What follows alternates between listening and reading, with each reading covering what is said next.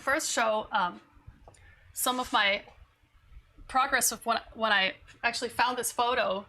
I have just absolutely tons and tons of sheep photos, just dozens and dozens and dozens of this one herd of sheep. And this was a photo I came across that this is the untouched photo. So these three were sitting there in a group like this, and look at that one in the back. I thought that was so funny, so funny. So I took this one over to the side and I moved him in, and then I cropped it like this. So that shows how I cropped it after I moved the young one over. And that's basically all I did with the composition, except when I saw that the background was all fairly dark and the ram was kind of disappearing. So I thought, well, he needs a little more contrast behind him. So I just took off the background over there, copied and pasted it out, and then lightened that part as if there's a lighter part of the background over there. Then I cleaned it up around the edges, softened that, and then I enhanced the colors. So this is basically my composition that I'm working with. Oh, and then I discovered I wanted to show these because they're kind of interesting. You can see that little spiral going on. So this spiral is the one that you can put in the Photoshop has it as one of the options for cropping, and you can see it when you crop.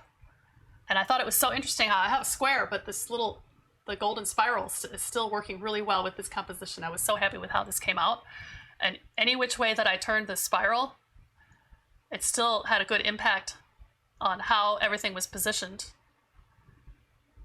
And then here's the rule of thirds. And then this is an overlay that I got off of some other website that I found when I searched for golden mean in squares or something like that. So some other people have done different formulas for how to compose visually with a square.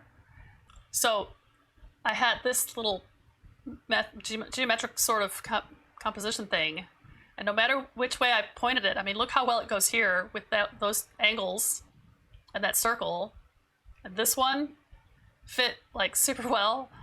And so that was just really interesting. I thought here was another one that I found from some other site that showed lines that you can use to compose with.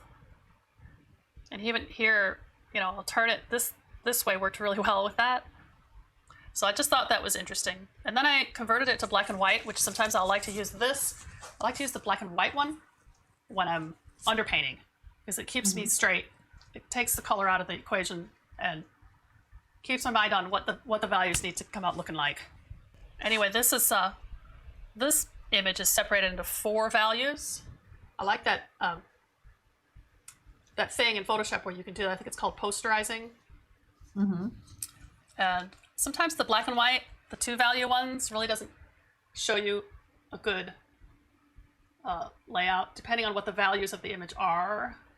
So sometimes it's either between 3 and 5 steps of values that come out pretty nice. So this breaks it down even more if I wanted to go really, really basic with my underpainting, which lately I haven't been brave enough to go back and do lately. I should though. Maybe I should do that with this one. I started off being really basic, just the gold and the terracotta flat mostly. But as soon as I figured out that the gold gets darker on each application, and the terracotta you can scuffle it out and smear it quicker and get different values out of it too, then I was all about the various values. But so here's a little grid on there. So I'm just going to work with this one to start. I think I am going to do my darkest terracotta first, because this drawing is kind of complex, and I don't want to lose my drawing when I start putting more gold in. I might lose some of these lines. So I'm going to start with my terracotta. So I'll start up here. I know most of this sheep is going to be dark, but I am going to start with really the darkest areas.